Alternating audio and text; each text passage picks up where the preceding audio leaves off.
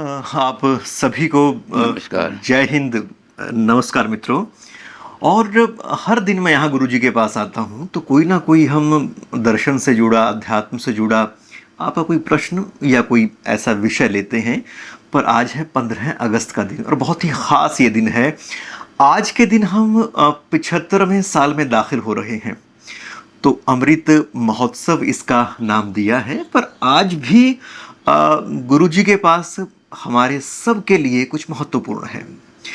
असल में है ये मुद्दा कि 15 अगस्त 1947 को जब लाल किले की प्राचीर से वो तिरंगा फहराया गया तो वहाँ उस मौके पर गुरुजी भी थे। तो मैं आज गुरुजी से गुजारिश करूँगा कि उस मौके का थोड़ा सा हमारे सामने वो चित्र खींचें ताकि हमें अंदाज़ा हो सके। नहीं, उससे पहले भी रात को भी जो उत्सव मनाया गया वो भी बहुत महत्वपूर्ण है, जब सारे रात 12 बजे झंडे उतारे गए अंग्रेजी। जी, तो गुरुजी वो बताएं फिर वो आप वहाँ पर किस पोजीशन में थे और ये जो सिलसिला है फिर वो कब शुरू होता है? एक दिन पहले से। बात यह है कि मैं उस समय गवर्नमेंट में सरकारी मुलाजिमत में था और ऐसे दफ्तर में था जिसने सारी व्यवस्था करनी थी। वो था चीफ इंजीनियर का दफ्तर। चीफ इंजीनियर के दफ्तर ने दीवारों को भी साफ़ करना था, दीवारों पर से वो निशान भी मिटाने थे जो गुलामी के निशान थे। और लाल किले के पास जो जगह थी वहाँ लाल किले तक ऊपर पहुँचने के लिए एक ऐसी चीज़ जिसको कहते हैं रैंप, एक रैंप भी बनानी थी ताकि हमारे जो प्राइम मिनिस्टर हैं वो ऊपर चढ़ करके ऊपर तक चले जाएं। तो ये सारा काम कई दिन पहले शुरू हो गया था हमारे यहाँ। पीडब्ल्यूडी का पूरा हमने एक पूरा डिवीज़न, अपना सेंट्रल डिवीज़न उसका नाम था, उस सेंट्रल डिवीज़न लगा दिया था कि सारे काम पूरे करो। लाल किले के चारों तरफ जिन्होंने देखा है बहुत बड़ी खाई है, उस खाई के अंदर कीचड़ भी जमी हुई थी, घास भी जमी आई थी। तो उसको ऐसा करना था, लाल किले को ऐसा सजाना था, लाल किले को जैसा कि बहादुर शाह के ज़माने में सजा हुआ था, जिनसे अंग्रेज़ों ने लाल किला छीना था। और जो लोग थे वहाँ लाल किले के पास, उनके मन में ये उत्सव थे, ये भावना थी और इस तरह से कूद रहे थे वो। फंक्शन तो शुरू होना था सुबह 7 बजे, 7 बजे परेड शुरू होना थी। 9 बजे प्रधानमंत्री ने वहाँ रैंप से और ऊपर लाल किले के ऊपर चढ़ करके झंडा लहराना था, भारत की स्वतंत्रता का, और अंग्रेज़ी कलंक जो था वो मिटाना था। तो उसको सारी सफाई करने के लिए हमारा सारा दफ्तर लगा हुआ था, इसलिए हम सारी चीज़ को अपने आप देख रहे थे। यहाँ कोई आदमी ऐसा नहीं है जो नई दिल्ली में या दिल्ली में उस समय उस मौजूद हो, क्योंकि वहाँ मौके पर मौजूद था और सरकारी दफ्तर की तरफ से था। तो रात को जो फंक्शन हुआ उसके तो हमें इसलिए पास मिले हुए थे कि सेंट्रल सेक्रेटेरिएट पे हुआ था वो। सेंट्रल सेक्रेटेरिएट के भव्य भवन भी बहुत सारे लोगों ने नहीं देखे हैं। राष्ट्रपति भवन है बीच में और उसके दोनों तरफ, एक तरफ है नॉर्थ ब्लॉक और एक तरफ से साउथ ब्लॉक। वो केंद्रीय सचिवालय बहुत ही भव्य है, बड़ा विशाल भी है और बड़ा भव्य भी है। उसे देख करके फ़ौरन और ऐसा लगता है कि वाकई यहाँ महाराजा कितने बड़े बड़े लोग बैठते होंगे। वो सामने वायसराय बैठता था और आगे की तरफ उसके सारे दफ्तर थे। तो इन दफ्तरों में क्या था कि दीवारों पर जगह जगह ताज बना रखे थे, क्राउन अंग्रेज़ के। खम्भे थे, बड़े बढ़िया बढ़िया खम्भे हैं, लोगों ने देखे होंगे वहाँ कि इतने बढ़िया खम्भे, उन खम्भों पर ताज बनाए हुए थे अंग्रेज़ी। क्योंकि अंग्रेज़ ये समझता था कि मेरा राज यहाँ हिंदुस्तान से नहीं जाएगा, इसलिए जगह जगह जगह पत्थर से खुदवा दिए थे सारे के सारे।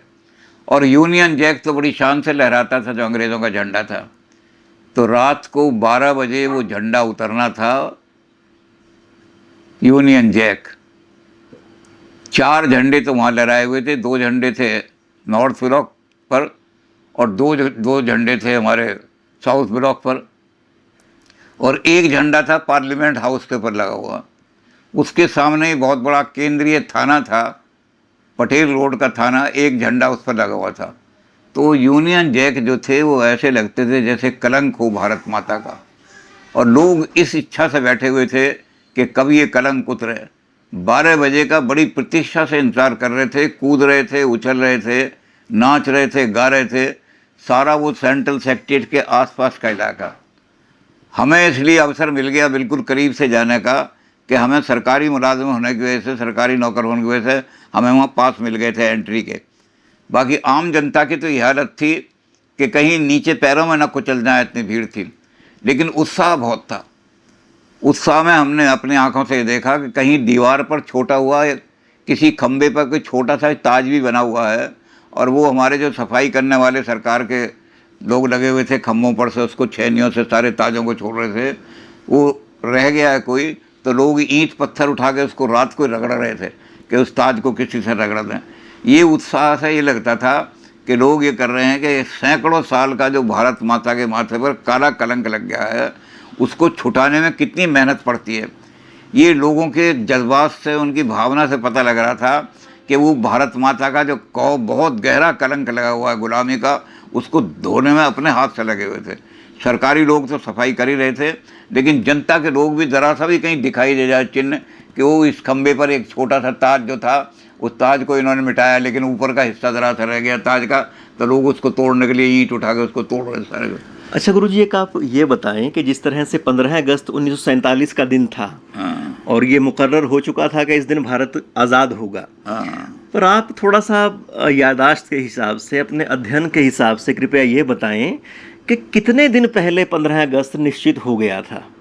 15 अगस्त निश्चित तो हो गया था नवंबर में ही। नवंबर में जिस दिन ही दस्तखत हुए थे, उस दिन ही निश्चित हो गया था कि हिंदुस्तान के 2 हिस्से होंगे। उसके लिए फिर ये था कि भाई अब कहाँ कहाँ का हिस्सा कौन कौन जाएगा, कौन सा हिस्सा पाकिस्तान में जाएगा, कौन सा हिंदुस्तान में जाएगा। इसके लिए उन्होंने कर दिया था कि जहाँ की पॉपुलेशन में, जहाँ जहाँ, जैसे पेशावर के पास का इलाका था, तो वहाँ लोकल जो इलेक्शन हुए थे, उन लोकल इलेक्शन में मुस्लिम लीग नहीं जीती थी। लेकिन चूँकि कंटिगुअस था वो, कि भाई फिर कोई रास्ता नहीं मिलेगा हिंदुस्तान से वहाँ काबुल की तरफ जाने का, पश्तून की तरफ जाने का।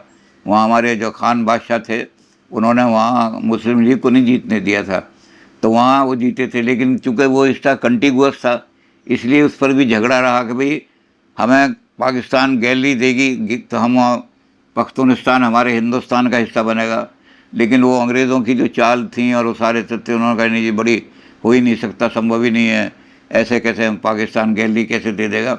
तो वो हिस्सा हमें मजबूरी छोड़ने पड़ा, तो कि भाई ये हिस्सा तो अंग्रेज, तुमने जो असेंबली इलेक्शन हुए थे, असेंबली इलेक्शन, उन इलेक्शन में तुम वहाँ तो जीते ही नहीं थे पख्तूनिस्तान में, और पख्तूनिस्तान को तुम अपने पाकिस्तान में मिलाना चाहते हो।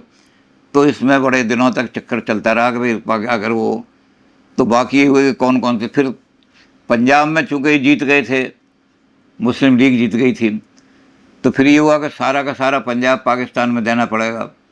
तो उस पर भी सारा हुआ कि नहीं, तहसील वाइज देखना पड़ेगा हमें, कौन कौन सी तहसील ऐसी हैं जहाँ मुस्लिम बाहुल्य है।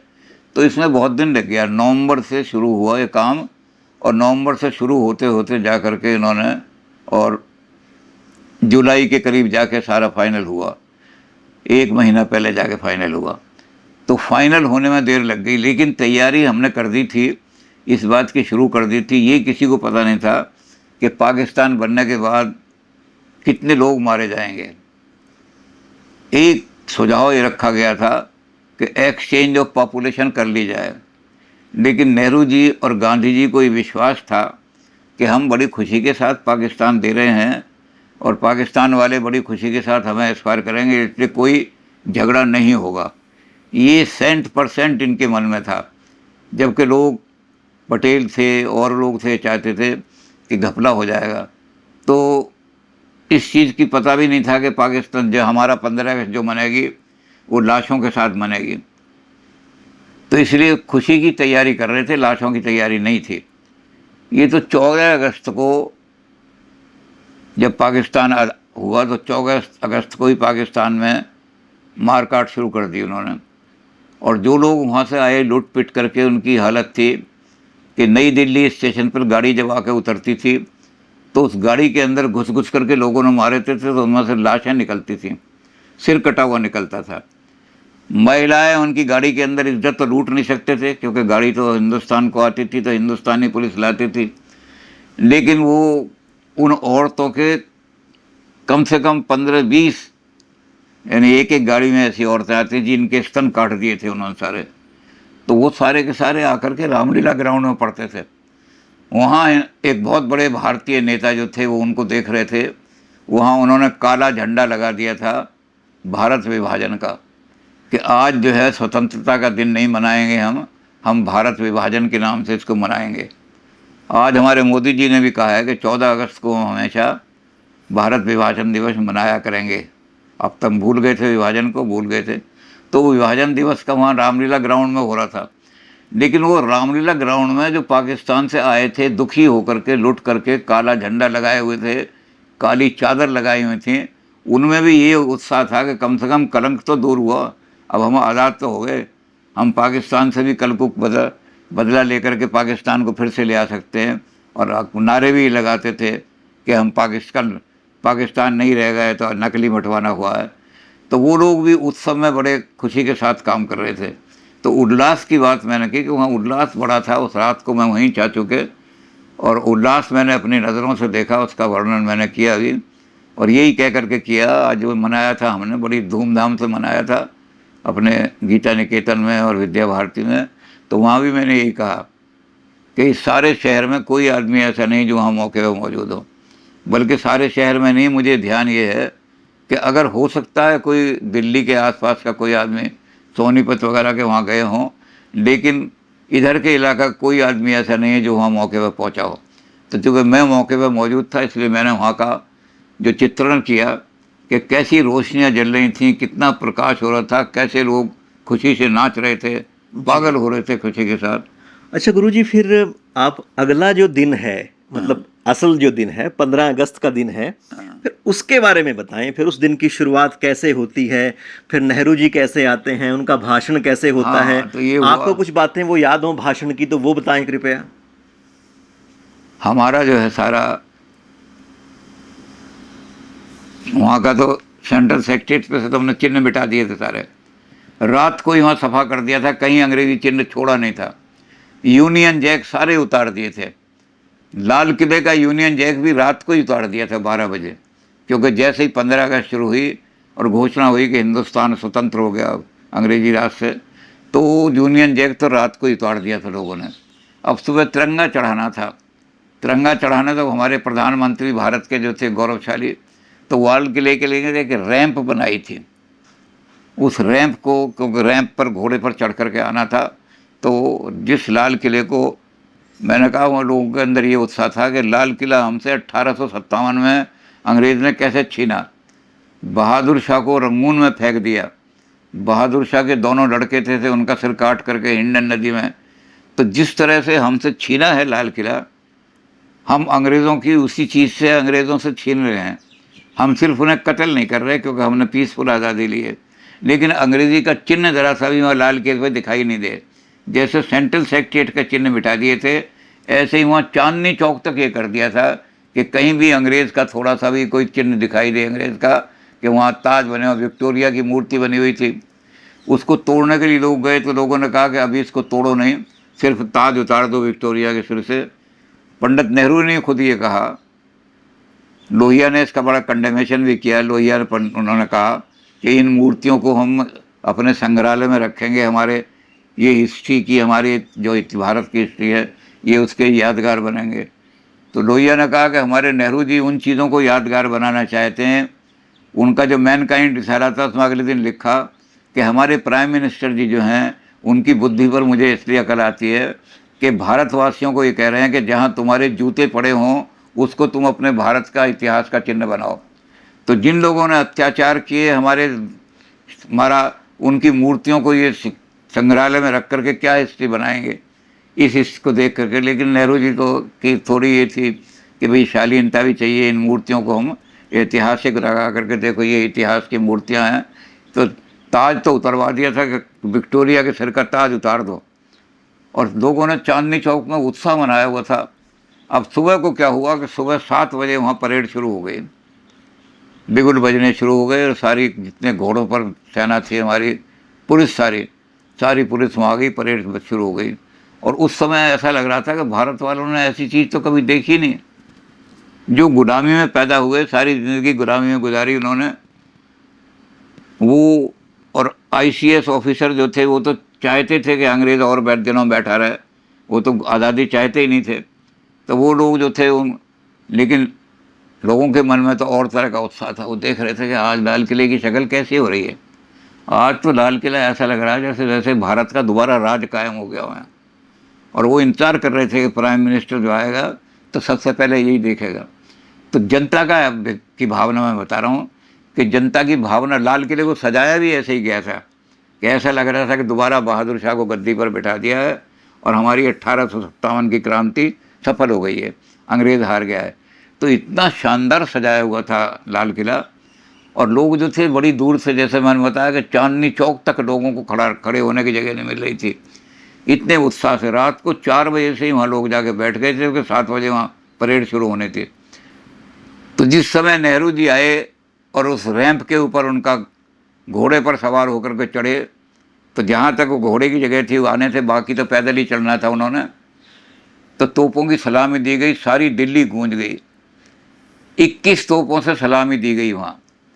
21 तोपों की सलामी से नेहरू जी को वहाँ रिसीव किया गया कि वो आदमी जो भारत का नया भाग बनाएगा वो चढ़ रहा है। और नेहरू जी जिस समय ऊपर चढ़े, उसके ऊपर चढ़ कर के आए, तो उनकी शक्ल बिल्कुल ऐसी लग रही थी जैसे वाकई भारत का वैभव खड़ा हो गया हो। नेहरू जी के चेहरे पर एक आशा बरस रही थी। लोग ये बड़े शान से देख रहे थे कि ये वही नेहरू है जो कल तक छुपा फिरता था, जिसके अंग्रेज़ी पुलिस जो थी जेलों में डालने के लिए घूमती थी। आज ये नेहरू कितनी शान से यहाँ खड़ा हुआ है। उनकी वही पजामा था नेहरू जी का, जो ख़ास पजामा है, उनकी वही टोपी थी गांधी जी वाली।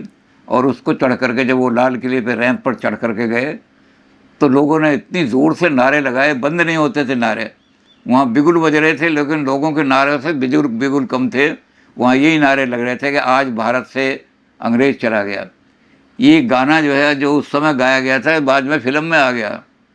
उस समय लोगों ने गाया था, अंग्रेज़ी छोरा चला गया, वो गोरा गोरा चला गया, अब डरने की कोई बात नहीं, अंग्रेज़ी छोरा चला गया।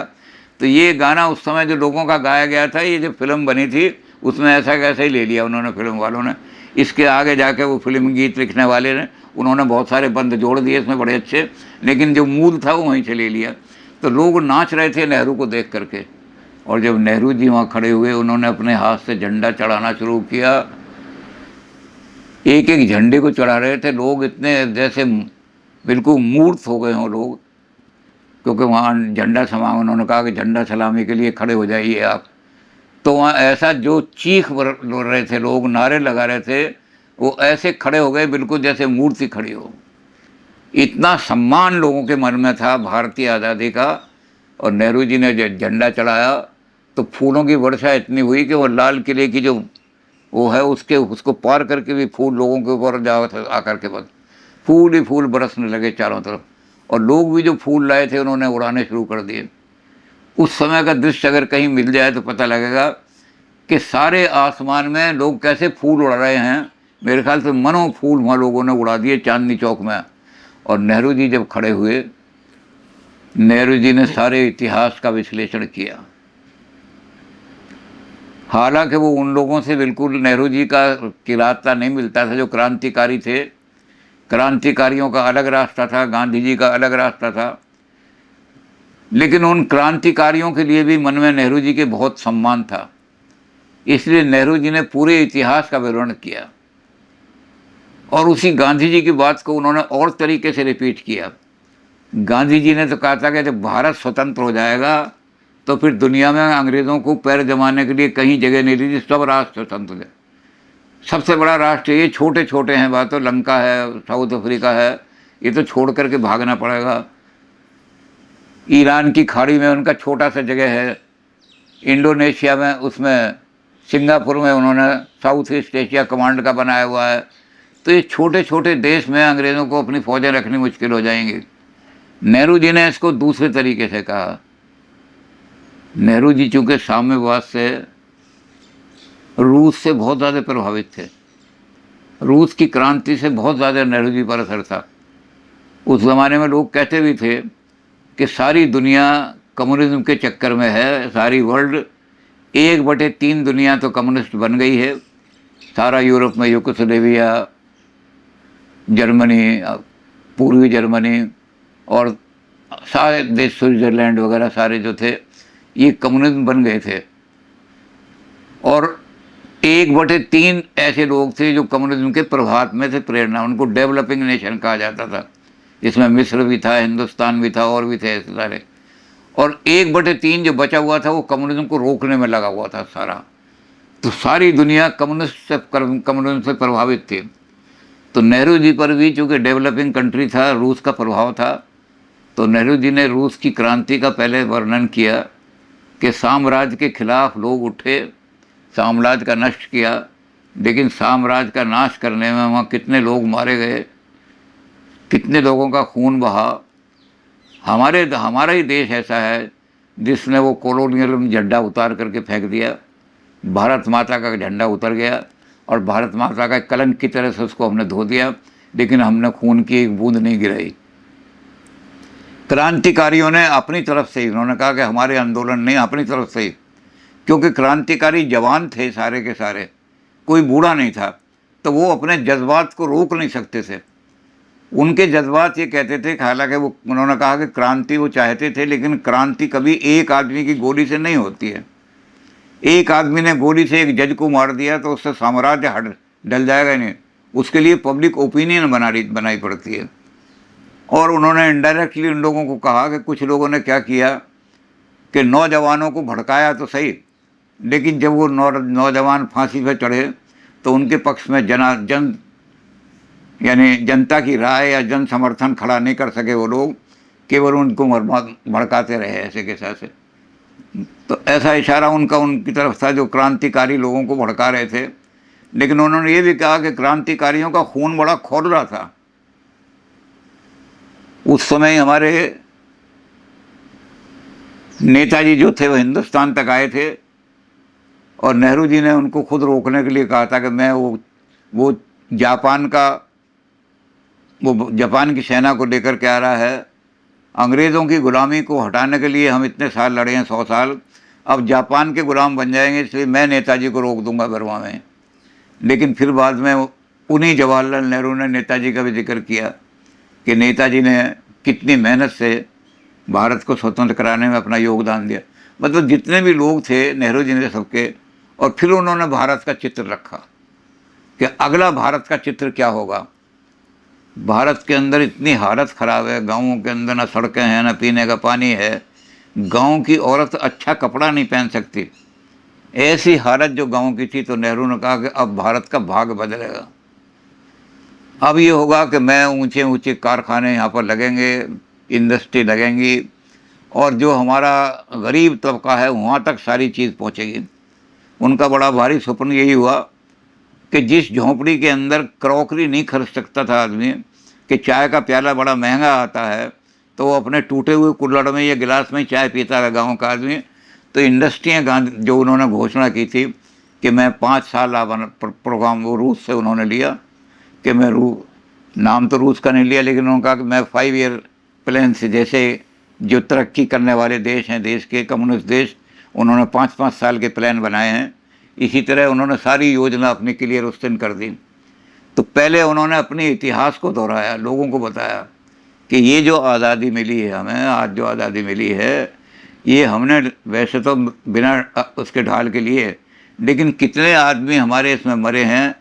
गांधी जी ने जिस समय ये कहा कि हमने अंग्रेज़ी शिक्षा का बाइकाट करना है, क्योंकि इसमें जो लोग पैदा हो रहे हैं वो ICS लोग, वो अंग्रेज़ के पिट्ठू पैदा हो रहे हैं। तो गांधी जी के इस कहने पर ही करीब 800 आदमी ऐसे थे जिन्होंने अपनी पढ़ाई छोड़ दी। कोई BA में पढ़ रहा है, कोई MA में पढ़ रहा है, कोई 12वीं में पढ़ रहा है, कोई 11वीं में पढ़ रहा है, लेकिन हम अंग्रेज़ी स्कूलों में नहीं पढ़ेंगे। तो नेहरू जी ने कहा कि जिन लोगों ने अपना जीवन सारा बर्बाद कर दिया, वो भी चाहते तो BA करके MA करके कहीं बड़े अच्छे पद पे लग सकते थे, लेकिन गांधी जी की एक घोषणा में उन्होंने अपना सारा जीवन देश के लिए लगा दिया। तो ऐसा उन्होंने नेहरू जी ने लहराया। बहुत लंबा भाषण नेहरू जी का हुआ, उसके 3 हिस्से हम कर सकते हैं। यानी एक हिस्सा तो है कि उन्होंने आज़ादी जो हमने ली बिना खड़ग बिना ढाल, उसमें कितने लोगों ने बड़ी चढ़ाई अपनी, वो बलि भी हमारी सत्याग्रहों की बलि थी। हमारी जो डांडी मार्च हुआ था उसमें कितने लोग यहाँ से और वहाँ तक डांडी तक गए थे, उसमें बीच में कितने लोग मरे, कितनी औरतें मरी, कितने बच्चे, कितने लंबा जर्नी था।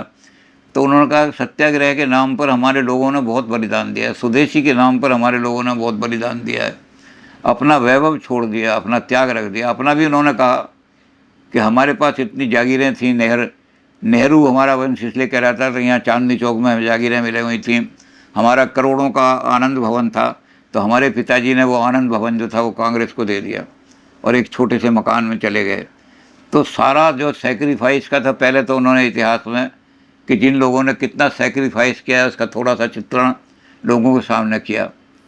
अब लोग जो थे वो सुन भी रहे थे, नहीं भी सुन रहे थे, क्योंकि नारे ज़्यादा लगे थे, जय भारत माता की, तालियां ज़्यादा बज रही थीं, फूल ज़्यादा उड़ रहे थे, लेकिन नेहरू जी की बात को भी सुन रहे थे थोड़ा बहुत। अब उन तालियों की गड़गड़ाहट में कितनी सुनी कितनी नहीं सुनी, लेकिन हम चूँकि आगे बैठे थे, थोड़ी बहुत हमारे दिमाग में पड़ गई, हमारे कान में कि नेहरू जी क्या कह रहे। आप ये बताएं कि इतनी भीड़ में आपको आगे जगह कैसे मिल गई थी? हमने तो, हमारी जगह आई छोटी थी, हम पीडब्ल्यूडी के लोग वहाँ काम कर रहे थे, हमारे डिपार्टमेंट के आदमी थे, तो हम अपने डिपार्टमेंट के, हमारी उम्र के ही थोड़े बड़े से, ऐसे हम 9-10 बच्चे लड़के थे, 18-19-20 साल के लड़के थे। तो बड़ी भीड़ जब बढ़ रही थी तो हमने अपने आदमी को चिल्ला करके कहा, हमने कहा मोतीलाल क्या कर रहा है यहाँ, सफाई, सारे तो सांप निकल रहे हैं यहाँ। अब वो जैसे ही सांप का, मोतीलाल तो देखने लगा कि हमने सारी सफाई की थी, लेकिन जैसे ही सांप का, जनता एकदम वहाँ से भागी। हमने इतनी देर में आगे जाके अपनी बोरियां बिछा ली और आगे जाके वहाँ बैठ गए, बिल्कुल जहाँ वो लाल किले की उसके है खंदक बनी हुई, उस खंदक के किनारे पर जा कर के। तो हमने थोड़ी शरारत भी की, और भी लोग धक्का मुक्की से आगे बढ़ने की कोशिश कर रहे थे, लेकिन ज़्यादातर आगे लोग वो बैठे थे जो रात को 4 बजे 3 बजे जाके अपनी दरिया ले करके बैठ गए थे। जी। तो वो नेहरू जी का जो वर्णन है, जिस तरह उन्होंने किया, दूसरा उन्होंने फिर पहला तो इतिहास को दोहराया, फिर दूसरा उन्होंने ये कहा कि जहाँ जहाँ देशों में क्रांति हुई है, उन क्रांतियों के द्वारा इकोनॉमिक क्रांति कैसे आई है, कॉलोनियलिज्म से कैसे उन्होंने हटाया है, हम भी इसी तरह से सारी दुनिया से हम इकट्ठे होकर के लड़ रहे हैं और इकट्ठे होकर लड़ेंगे। और फिर तीसरे पक्ष में उन्होंने भारत का आगे का चित्र रखा। इसलिए उस समय जितनी किताबें छपी वो देखी होंगी आपने, उस समय Nehru the architect of modern India, modern India का आर्किटेक्ट नेहरू जी की गांधी जी से इस बात पर विवाद भी हुआ। गांधी जी कहते थे कि हमें रूरल इकोनॉमी चलानी चाहिए, गाँवों की इकोनॉमी, क्योंकि भारत माता गाँव में बसती है, 85% भारत गाँव में है। लेकिन नेहरू जी ने कहा कि तुम्हारी जो रूरल इकोनॉमी है वो 100 साल में हिंदुस्तान को वहाँ ले जाएगी जहाँ मेरी ये इंडस्ट्रियल इकोनॉमी 5 साल में ले जाएगी। इसलिए ये मुझे तुम्हारा प्लान पसंद नहीं है, सारा का सारा रूरल इकोनॉमी। रूरल उनके साथ साथ चलाई ज़रूर, रूरल इंडस्ट्रियाँ चलाई उन्होंने, खादी ग्राम उद्योग भी खोला, सारा किया, लेकिन वो बड़ी बड़ी इंडस्ट्रियों के पक्ष में थे। और उस बड़ी बड़ी इंडस्ट्रियों से सबसे पहला काम क्या हुआ कि जो विदेश से कपड़ा आता था, जिसको हम लट्ठा कहते हैं, वो लट्ठा विदेश वाले भारत में ला के लाते। हमारी मलमल बिकती थी 4 आने गज और वो अपना सस्ता माल ला के फेंकते थे 2.5 आने गज, तो हमारे मलमल के कारखाने सारे बंद हो गए थे। तो नेहरू जी ने क्या काम किया, जो अपनी इंडस्ट्री थी, कपड़ा इंडस्ट्री, उसमें कहा कि धोतियाँ, साड़ियाँ, ये चीज़ पैदा करो, और वो इतना माल ला कर डाल दिया कि अंग्रेज़ी माल आना ही बंद हो गया सारा का सारा। और जब वो देश इतनी आ गई तो जो औरत तरसती थी बढ़िया कपड़े पहनने के लिए, एक जमादारनी जो सफाई कर्मचारी है, वो अच्छा, उसे भी कितना हुआ, 10 रुपये में साड़ी मिलने लगी। नकली रेशम की साड़ी बना दी उन्होंने, उससे करके असली रेशम की बजाय उन्होंने कहा नकली रेशम बनाओ मशीनों के ज़रिए से, उसको टसर कहते थे। टसर की साड़ी 10 रुपये में आ जाती थी, जबकि रेशम की साड़ी 50 रुपये में आती थी। तो टसर की साड़ी पहन के भी वो जो औरत थी वो समझती थी कि जो हमारे भाग में ही नहीं था, जो रानियाँ और महारानियाँ और सेठानियाँ पहनती थी रेशम की साड़ियाँ, वो भी, तो नेहरू जी ने मोर्चा पहले ही खींच दिया था। उन्होंने कहा, तो 3 पक्षों में उनका जो सारा भाषण था वो हुआ, और उस भाषण को सुन करके सर फिर तो लोगों ने जाकर खूब मनाया। एक चीज़ जो उस समय हमने देखी, उसका वर्णन ये है कि उस समय ये फंक्शन इस तरह मना जैसे लोगों का जन फंक्शन हो, यानी हर एक के घर पे, हर एक ने अपने अपने घर पे आके तिरंगा लहराया, और घरों के अंदर वैसे जैसे अपने त्यौहार मनाते हैं कि खूब मिठाइयाँ बनाएं। अब ये है, ये त्यौहार जो है 15 अगस्त का सरकारी त्यौहार होकर रह गया है। अब किसी के घर में इस तरह से नहीं बनता कि वहाँ खुशियाँ मना रही हों, पकवान बन रहे हों, मिठाई आ रही हो, और झंडा भी कोई अपने घर पर नहीं रह रहा था। तो अब इसको कोशिश इस बात की जाए कि आज 75वें वर्ष में कि इसको दोबारा लोगों के दिल में उतारा जाए कि ये आज खुशी का त्यौहार है। उस गुलामी के ज़माने में देखो, जब लोगों को ठोकरें लगती थी अंग्रेज़ की, ठोकर मार मार के किताबों, बड़े बड़े जो चेम्सफोर्ड क्लब जैसे, मिंटो क्लब जैसे, वहाँ दीवारों पर लिखा होता था Indians and dogs not allowed. अब वहाँ जो लोगों ने पोत दिया है चूना वूना, उसको ज़रा छुटा के देखो तो पता लगेगा कि अंग्रेज़ों के ज़माने में हमारी क्या हालत थी। अंग्रेज़ कहता था इंडियंस एंड डॉग्स, उन होटलों में नहीं जा सकते जहाँ अंग्रेज़ बैठता है, अंग्रेज़ खाना खाता है। तो गुलामी के ज़माने का चित्र लोगों को पता नहीं है, कितने अपमानित होकर के लोग रहते थे, इंडियंस को कितनी बुरी निगाह से देखा जाता था। तब उन्हें आज़ादी की कीमत पता लगेगी।